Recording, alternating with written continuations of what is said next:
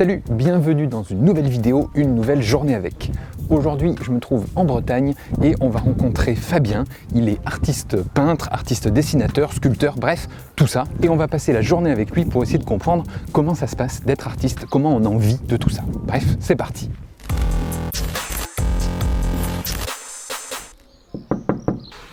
Salut! Salut! Ça va? Lui, c'est Fabien, il est artiste professionnel. Il vend ses œuvres aux particuliers ou dans des salles de vente et il est exposé dans plusieurs musées dans le monde. Et il a accepté de m'accueillir dans son atelier.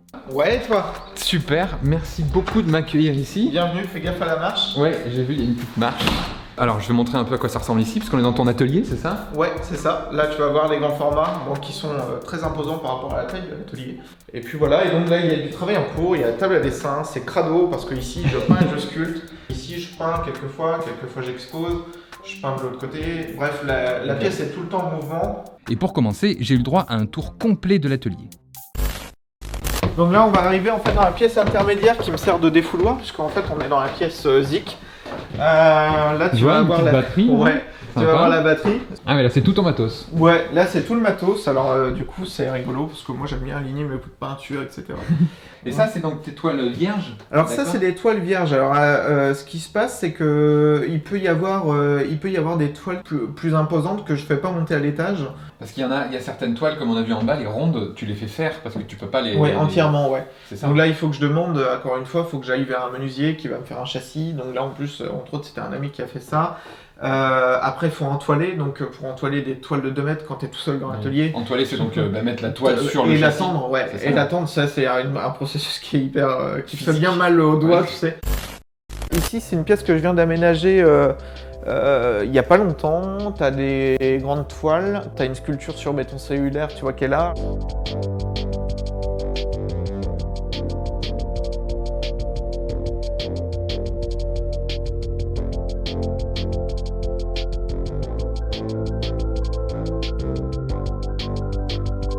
Là, on est le matin, il est 10h. Ouais. Mais normalement, c'est quoi ta journée? T'arrives toi à 9h à ton atelier? Ouais, ça, alors, ouais, je vis pas ici. Ici, c'est vraiment que le lieu de travail. Donc, j'ai la chance d'avoir un lieu qui est dédié que à la création. Tu remarqueras qu'ici, on n'a pas de réseau, on n'a pas d'internet. Rien du tout. Donc, du coup, on est vraiment, en fait, c'est un petit peu un endroit, tu sais, pas de culte, mais tu sais, où on est vraiment là basé que sur de la création, etc.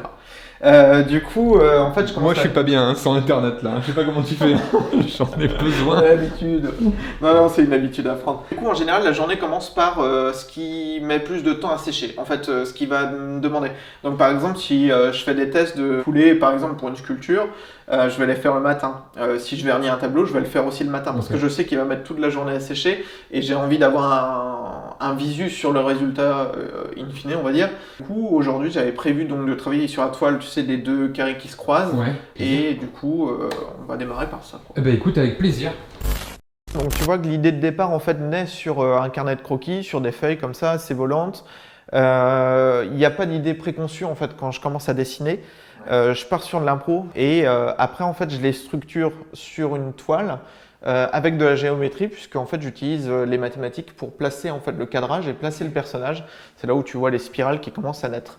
La technique que Fabien utilise s'appelle la spirale d'or et ça ressemble à ça. Et donc, du coup, ça te donne un cadrage avec une spirale plus ou moins infinie, si tu veux, qui te donne un champ et qui permet, une fois que le tableau est fini, comme celui-ci par exemple, qui permet en fait de faire circuler en fait le regard sur toute la toile en fait. Souvent, les gens ont l'impression que les artistes ils créent, ils dessinent comme ça, mais pas du tout. Tout est réfléchi et ça a du sens. Finalement. Ouais, on essaye de mettre du sens. Après, l'idée c'est d'avoir cette spontanéité au début, en fait, dans la création. Et une fois que ça c'est mis en place, là on peut commencer à parler technique, à élaborer, à réfléchir aussi à comment on va la produire en fait cette pièce-là.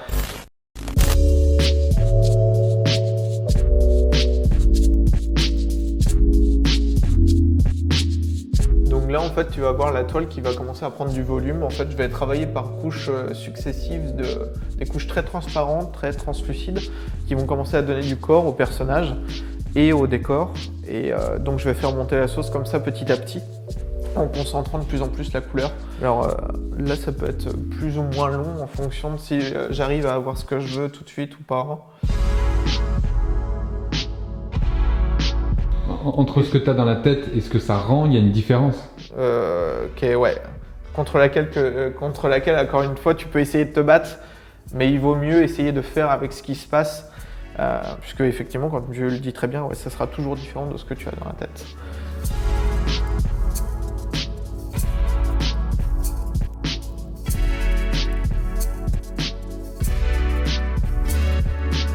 Et un tableau comme ça te prend à peu près combien de temps à faire? Je te disais tout à l'heure, en gros, entre déjà l'idée et le début de la réalisation, il peut se passer plusieurs années. C'est le cas pour ces deux-là, par exemple. Et donc l'idée, en fait, je l'avais depuis peut-être 2 ans avant déjà de faire cette pièce-là. Tu vois. Et puis ça me trottait. Je réfléchissais à comment l'élaborer. Je trouvais pas forcément les moyens de financer une telle pièce, de trouver la personne qui me fera le châssis, etc. Et donc, après, sur la réalisation en soi, si je reviens pour cette petite pièce-là, si tout se passe bien, il peut se passer qu'une semaine. Ouais. Et si ça se passe pas comme je veux, il se passera plus de temps, quoi. Quelquefois, je faisais que des lavis et du coup, je m'arrêtais là. Donc des lavis, je rappelle. Oui, voilà. Les lavis, en fait, c'est une. Lavis, c'est ça? Ouais, c'est ça. C'est en gros, tu pars sur une couleur que tu dilues de la façon la plus extrême possible, de façon à ce qu'elle soit très claire, qu'elle soit en jus, en fait, si tu veux. Et donc, plus tu vas aller dessiner les parties les plus foncées, les plus ombrées, plus tu vas la concentrer. Si bien qu'en fait, tu vas avoir comme tu vas avoir là, tous les ombres et tous les volumes qui apparaissent juste grâce à une couleur, si tu veux. Là, c'est simplement pour pouvoir définir les ombres, ce qui est en rouge, ça. par exemple. Ouais, exactement, ouais, c'est ça. Et donc, l'idée, c'est après de mettre en par-dessus la couleur. La couleur définitive, on va dire, du personnage, de la végétation, de ce que tu veux, quoi.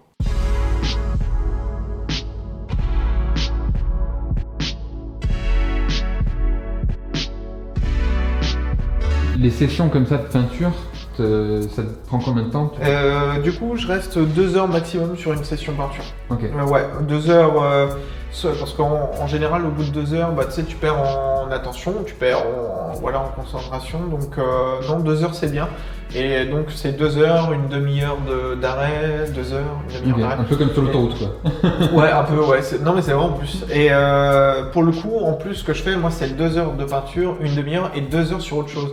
Donc, en fait, je travaille toujours en simultané plein de trucs. Donc là, tu vois, je vais m'arrêter dans pas longtemps et après, je vais passer sur autre chose. Soit je vais faire sur la partie animation, soit la partie sculpture dehors. Je vais voir, mais dans tous les cas, de recharger un peu ta créativité. Ouais, et en plus, ça laisse un temps de séchage, etc. Ah, donc, voilà.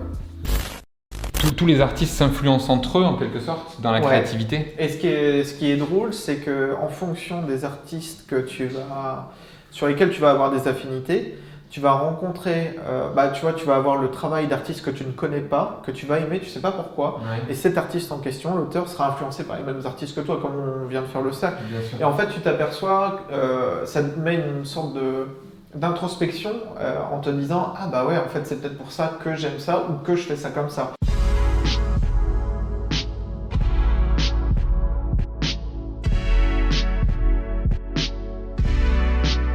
Et du coup, là, tu as terminé La première étape, la première étape. Là, en gros, si tu veux, j'ai les principaux volumes, j'ai l'ambiance générale, on va dire, du tableau. Le côté intéressant, en fait, c'était que le cadre pète et en fait, tout se retrouve en un, alors que c'est 2 panneaux séparés. C'est le côté, justement, on est en haut, en bas, on ne sait pas trop.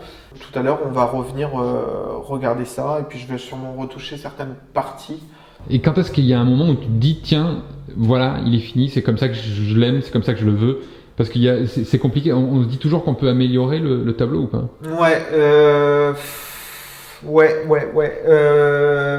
en fait, il n'y a pas vraiment de réponse à ça. Je peux pas te dire une réponse parce que c'est pas vrai d'un tableau à un autre, ça va changer forcément. Donc, non, je pense que je suis globalement satisfait à partir du moment où j'arrive à me plonger en fait dans le tableau. Tu vois, il y a vraiment un arrière-plan, il y a un premier plan. Il y a des choses très, très raffinées, d'autres qui sont plus abstraites, tu vois. En fait, c'est une espèce d'équilibre avec beaucoup de paradoxes, beaucoup de contradictions que j'essaye d'avoir. Et une fois que j'en ai pas mal, je m'arrête. Tu vois ce que je veux dire? Et dans ces cas-là, je vois après si je me lasse ou pas, si je vois des choses que je voyais pas justement sur le coup, et je les corrige en fonction, ou effectivement je fais un repenti, je détruis tout. Donc voilà, un repenti, c'est quand on détruit la toile, on repeint par-dessus. On repeint par-dessus, et donc du coup, et en général, comme je t'ai dit, ça m'arrive une fois sur 2 en général. Donc la moitié des œuvres que tu fais, ou après tu les détruis, tu leur refais d'autres. C'est ça, ouais. Ok. Une fois que je suis globalement satisfait du tableau, je le laisse vers moi dans l'atelier. Il va bouger de mur en mur en fonction de l'éclairage, en fonction de l'ambiance, en fonction de la pièce. Pour que je puisse le voir vraiment, parce que quelquefois il peut être embelli par la lumière, d'autres fois il peut être au contraire trop sombre, etc. Donc je le bouge d'une pièce à une autre pour voir vraiment ce qu'elle vaut. Et une fois que je l'ai assez regardée, je vais la mettre dos à moi, je vais la ranger soit dans le grenier, je vais la mettre... Mais là, je crois qu'il y en a... Ouais, là, il ici, y en a 3, là, tu vois. C'est des tableaux faits. Ouais, donc je les protège, tu vois, je mets un film dessus parce qu'il y a beaucoup de poussière et beaucoup de... et donc, une fois que je la laisse, on va dire, tu vois, ça peut durer 6 mois, ces périodes-là, où je la regarde pas. Je vais la retourner et là, je vais juger ou non si je ressens quelque chose, si j'ai vraiment... si j'ai vraiment réussi à mettre ce que je voulais mettre dans le tableau, tout simplement. C'est ce qui se passe pour ces deux-là. Ok, donc là, ces deux-là, ils sont en train d'être jugés en ce moment. Ouais, ils sont en train d'être jugés, mais on est sur la fin du jugement, et donc là, je suis assez satisfait quand même. Ok, donc là, eux, il n'y aura pas de repenti, c'est ça? Tu vas pas les détruire, tu vas pas repeindre par-dessus. Tu vas les vernir, du coup, c'est ça? Et du coup, je vais les vernir, et donc le vernissage, c'est une étape assez importante, parce que du coup, il faut que l'atelier soit propre, il faut que tout soit, tu vois, clean. Et puis, du coup, je vais jouer sur les brillances du vernis, de façon aussi là à apporter plus ou moins de valeur, plus ou moins de reflets de lumière, parce que la lumière a un côté important sur le tableau. Et du coup, ça va permettre aussi de conserver le tableau, tout simplement aussi dans le temps, quoi. Donc là, le vernissage, c'est une partie délicate, mais surtout compliquée pour moi, parce que du coup, ça veut dire que je peux plus retoucher la peinture. Après, je suis toujours là à hésiter et à me dire « Ah non, je le fais pas ». C'est qu'une fois que c'est verni, c'est fini, l'œuvre est terminée. Voilà, ouais. Si je dois la détruire, il faut que je la brûle, quoi. C'est pour ça d'ailleurs qu'on appelle un vernissage quand... Voilà, c'est ça, ouais. À la base, les tableaux étaient vernis quand ils étaient accrochés dans la galerie, mais là, maintenant, on vernit en atelier et puis c'est transporté après, quoi. Ok. Ça, c'est les formats les plus imposants que j'ai fait. C'est des. Là, on a 2 diamètres de 2 mètres. Donc, c'est souvent du grand format. Comme ça. Je vous montre à quoi ça ressemble, mais je vous pose là, et moi, je me mets à côté. C'est assez grand, hein. Et c'est la première fois que j'attaque un format comme ça pour, entre guillemets, structurer la démarche dans une œuvre. En gros, c'est ça. Et les personnages, eux, ils représentent quelque chose en particulier? Pas forcément. Alors en fait, à la base, je suis portraitiste, donc je faisais des portraits. Et en fait, j'en avais marre qu'on me dise « Oh, les yeux, oh, le machin, oh, l'expression ». Et du coup, si tu veux, j'ai préféré me dire « Tiens, ça serait plus balèze d'essayer d'exprimer quelque chose à travers en fait un personnage qui n'a pas de forme. Et l'idée, c'est de créer aussi un vertige, c'est-à-dire que du coup, tu perds tes repères, tu cherches un visage, t'en vois pas, et du coup, tu vas regarder ce qu'il y a au travers du visage, et plutôt sur la forme ou la gestuelle du personnage. C'est ça qui va exprimer plutôt l'émotion que tu veux faire passer dans le tableau. Après 2 heures de peinture, Fabien est passé à une séance de sculpture. Donc là, en fait, tu vas avoir le bloc qui est brut, hein, c'est un rectangle complètement. Et puis dedans, en fait, tu vois, j'ai une petite idée d'une silhouette en fait d'un personnage, donc c'est très très abstrait sur le bloc, mais c'est très précis dans ma tête. Okay. Donc après, encore une fois, entre ce qu'il y a dans ma tête et ce qui va se passer là-dessus, ça peut complètement changer, puisque tu vas t'apercevoir que le béton cellulaire, en fait, ça pète assez facilement. Quelquefois, tu as des parties qui peuvent partir... et que tu voulais pas que... Voilà, c'est ça. Et sachant qu'en fait, on travaille en dégrossi, en fait, il n'y a jamais de retour en arrière possible. Donc du coup, si tu retires trop, impossible de recoller, quoi. C'est quoi le matériau, justement? C'est du béton cellulaire. C'est de la pierre reconstituée dans laquelle on a... Injecté de l'air. Injecté de l'air, ouais, tout simplement, pour que le matériau soit plus friable et léger. Parce que c'est léger, ça, c'est ça, hein? C'est très léger, ouais. Tu peux essayer de porter si tu veux, tu vas voir. Ah oui? Alors attends. Oh, ouais. Tiens, attention à toi. Ça fait pas mal quand même. Vas-y. Ça va? Oui. On dirait que c'est un truc hyper lourd. Bon, c'est lourd quand même, hein, mais en vrai, je peux le porter, quoi. C'est pas de la pierre. La pierre, je ne vais plus jamais le porter. Non, voilà, ouais, un bloc comme ça, ouais.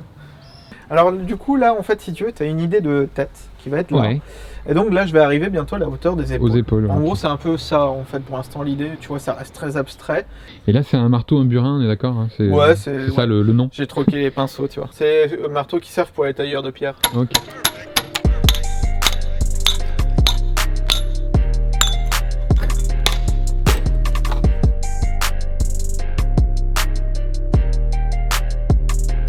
Donc voilà et puis bah petit à petit normalement le personnage va être comme ça en fait avec la tête baissée.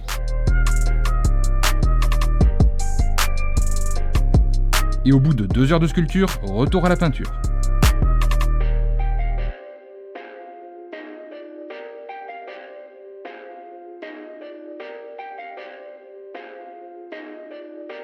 Alors là t'as vu je suis venu appuyer en fait beaucoup les... assombrir un peu plus, je trouvais que... C'était trop clair. trop clair, il n'y avait pas assez de corps encore dans les trucs, donc là ça commence à être mieux.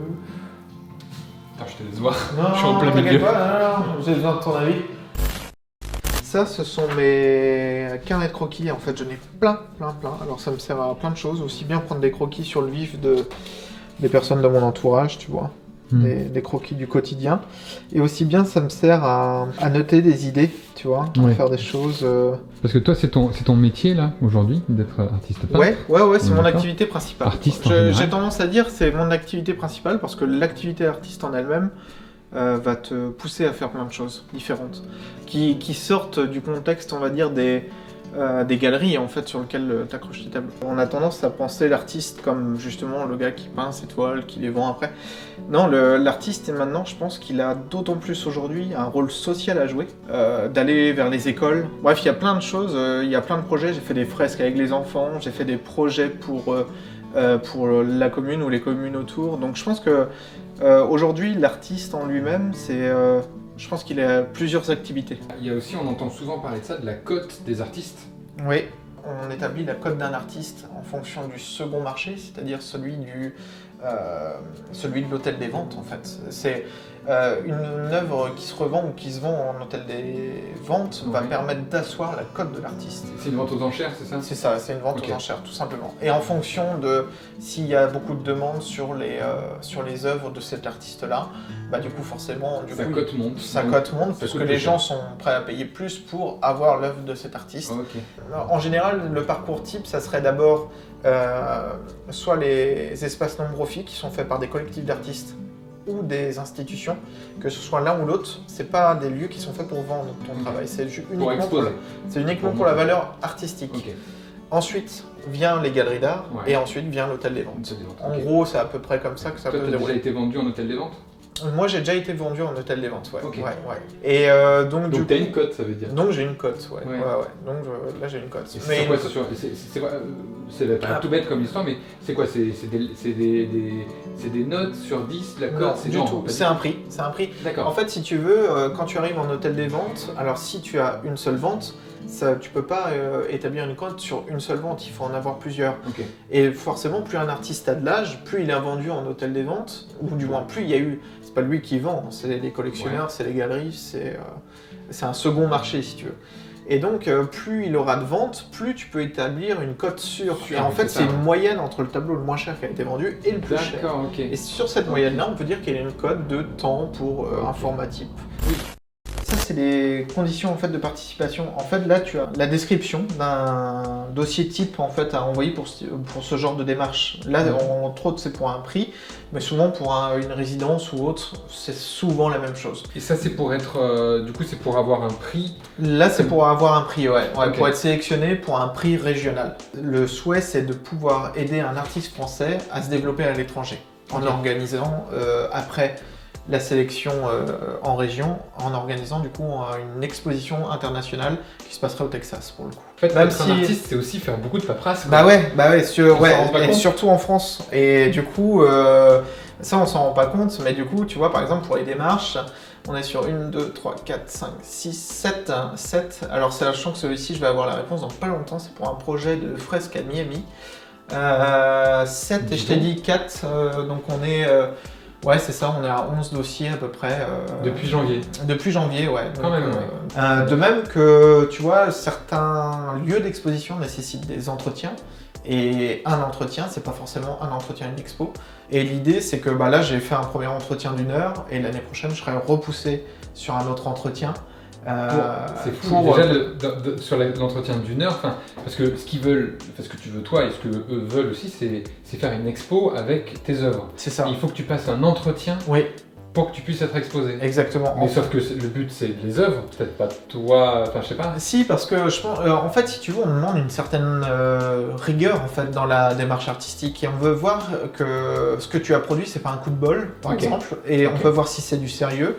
Si t'es pas l'artiste opportuniste qui va faire ça pendant pour, je sais pas, par exemple, avoir une cote, puis etc. Si c'est bien toi aussi. Voilà, ouais, exactement. Si c'est bien toi, il y a un aspect relationnel et humain qu'il faut avoir. Mine de rien, quand t'es artiste, faut être sociable.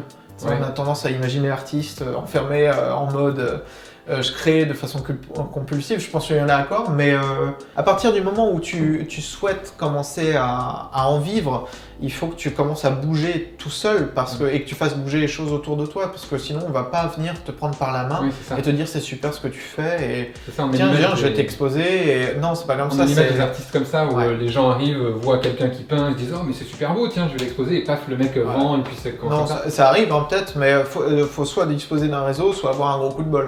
Mais en fait, à la base, c'est surtout beaucoup de travail en fait. Ouais, c'est dur de vivre de son art ou pas aujourd'hui, tu penses pour quelqu'un qui voudrait se lancer, j'en sais rien.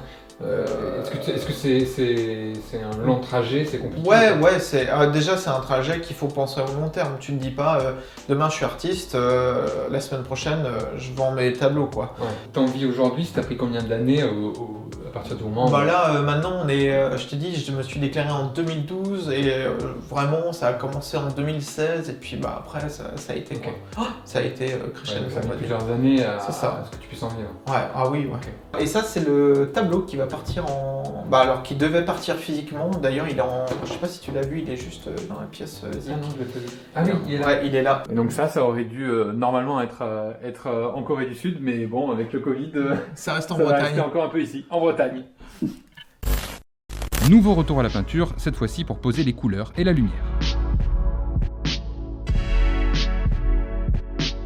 Donc là, l'idée, en fait, c'est de choisir comment la lumière se fout, en fait, se met, excuse-moi, sur certaines parties de la toile. Et puis, je peux contrôler son intensité. Donc là, par exemple, en fait, je vais la diminuer un peu, parce que je la trouve trop intense. Donc je vais la reprendre, et puis je vais l'étaler. C'est fou de te dire que là, tu es en train de mettre la lumière. Ouais, il y a une symbolique dedans, c'est rigolo. C'est pas trop dur de vivre de ça parce qu'il faut vendre quand même beaucoup ou pas? C'est compliqué, mais à partir du moment où tu t'ouvres à d'autres pratiques et que tu te fermes pas dans une catégorie sans te mettre d'étiquette, ça peut faciliter certaines choses. Et tu t'es exposé, t'as déjà été exposé à Miami? Oui. T'as déjà été exposé toujours en ce moment puisque c'est une collection permanente en Corée. Ouais. C'est incroyable, ça te fait, je sais pas quel effet d'être exposé dans le monde entier. En fait, c'est pas, ça on me l'avait demandé et en fait, j'ai pas l'impression que c'est une réussite ou quoi que ce soit. En fait, t'as toujours envie d'aller, en fait, tu passes ton chemin et tu continues. Donc une fois que c'est sûr que j'ai sauté de joie quand je suis rentré dans les collections permanentes du Sika, mais ou quand j'ai exposé à Miami, mais une fois que c'est fait, j'ai envie de passer à autre chose si tu veux. Et tu vends aussi à des particuliers tes toiles? Oui, ouais. Ça. Ouais. Et t'en vends, alors c'est compliqué de dire, parce que c'est compliqué d'avoir une moyenne, mais tu sais combien t'en as vendu déjà de toiles en tout ou pas? Ouais, oui, parce qu'il faut que tu puisses savoir où part ton travail. Donc en fait, moi j'ai un fichier Excel avec savoir, tiens, cette toile-là, j'ai fait des donations aussi, hein, donc du coup cette toile-là a été donnée, etc. Cette toile-là a été vendue à tel prix. Et t'en as vendu combien alors, tu sais? Non, je sais pas, non, je saurais pas te dire, je sais pas. Non, ça serait compliqué à te dire. C'est en dizaines ou... Oh non, moins de 100, c'est sûr. Ah bah quand même, ouais. Est-ce que tu penses que c'est important de passer par une école ou pas? Tu demandes ça à un autodidacte? Justement, toi, qu'est-ce que tu en penses? Le système français qui est très différent, je pense, à l'étranger. À part dans les grandes écoles d'art, peut-être, qui ont des relations avec d'autres grandes écoles d'art. Il marche comment le système français disons que c'est plus... moi, je le vis comme ça, c'est beaucoup plus protocolaire, en fait. Ouais. C'est beaucoup plus protocolaire, beaucoup plus... on doit passer par un tas de validations, donc voilà, tu peux pas représenter ton travail trop vite, trop tôt, tandis qu'à l'étranger, c'est beaucoup plus sauvage que ça, en fait. Des artistes autodidactes vont se retrouver propulsés dans des grosses galeries parce qu'il y aurait eu un coup de cœur, parce qu'ils ont estimé que la démarche était déjà prête. Et en France, il faut monter les échelons, j'ai l'impression. Ouais, c'est un peu... Ouais, ça fait... bizarre quand même que... Même si quelqu'un est très très bon, artistiquement parlant, il pourra pas tout de suite. Enfin, il y a un certain protocole à avoir pour être artiste finalement et en vivre. Ouais. C'est le côté être exposé, être tout ça. Tu me disais, t'as fait un entretien d'embauche pour être exposé quelque part. Bah oui, bah oui, c'est ça. Ouais. T'as des entretiens d'1 heure où tu dois présenter ton dossier et il faut que tu sois aussi clair que ce que tu as marqué dans ton dossier, que ton dossier soit clair un jour, etc.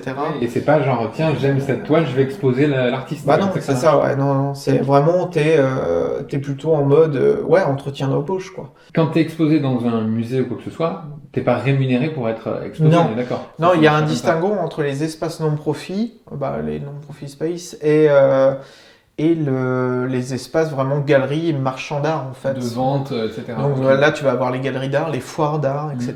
Tandis que de l'autre côté tu as les musées, les centres d'art contemporain, les espaces d'artistes. Alors, mais ça t'aide à te faire connaître.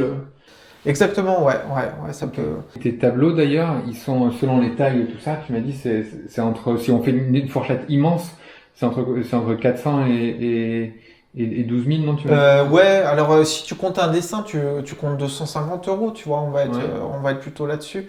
Après, les toiles les plus importantes, les formats les plus imposants, on va être sur du 5 chiffres, quoi. Ok. J'ai une dernière question. Je sais pas si ça te fait chier ou si on te le dit souvent, etc. T'hésites pas à me le dire, d'accord? T'hésites pas à être franc avec moi. Tu faisais du portrait?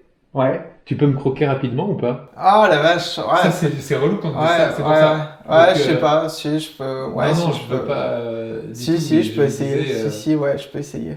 Tu veux le mettre dans mon studio? Tu vas le mettre dans ton studio? Ouais. Et si je foire, ça te... Je m'en fous. Ça va? Je te fais une caricature ou je te fais... Ce que tu veux, ce que tu as envie de faire. Je vais essayer de te faire un portrait alors. Tu bouges pas? Ce que tu veux faire, ouais. Je vais aller te chercher un crayon. C'est toi qui fais mon portrait ou c'est moi qui dois faire le tien? Je sais plus. Je te conseille que ce soit toi qui fasses le mien. Ah, alors attention, bouge pas. Tu le mets comme tu veux, mais du moment que tu bouges pas... Bon, pas trop, hein, on va dire. T'as toujours dessiné dans ta vie? Ouais, toujours. Tu bouges pas? Ouais. Et ça coûte cher les matières premières aujourd'hui? Ouais. Pour ce que tu dois faire? Ouais. Ouais, c'est pour ça que maintenant il faut que je réfléchisse bien au coût de chaque truc. Pendant que Fabien dessine, j'en profite pour vous montrer le résultat final du tableau, puisqu'évidemment il a pris plus d'1 journée pour le finir. Voilà, il ressemble à ça. Quant à la structure, elle n'est pas terminée, mais elle avance bien. Vous pouvez retrouver des extraits de ses œuvres une fois finies sur son compte Instagram qui s'affiche là. Voilà. Bon allez, je m'arrête là parce que... Tenez monsieur. Est-ce que ça vous va? Génial. Ça te va? C'est génial. Ouais, j'étais un peu foiré la bouche, je suis désolé, mais bon, du coup, je l'ai suggéré plus que je ne l'ai dessiné. Est-ce qu'on voit là? Incroyable. Trop bien. Merci infiniment. Bon, c'est pas grand-chose. Merci à toi d'avoir fait la pause. Et voilà pour vous, monsieur. Je repars avec mon dessin de toi. J'en suis très content. Voilà. Merci infiniment de m'avoir accueilli ici. J'ai appris beaucoup de choses. Ça m'a éclaté de découvrir tout ça. J'espère aussi que vous avez appris plein de trucs. J'espère que ça vous a plu. Si c'est le cas, n'hésitez pas à partager cette vidéo, à la liker, à vous abonner à la chaîne. Évidemment, c'est important. Et moi, je vous dis à bientôt pour un nouvel épisode. Salut!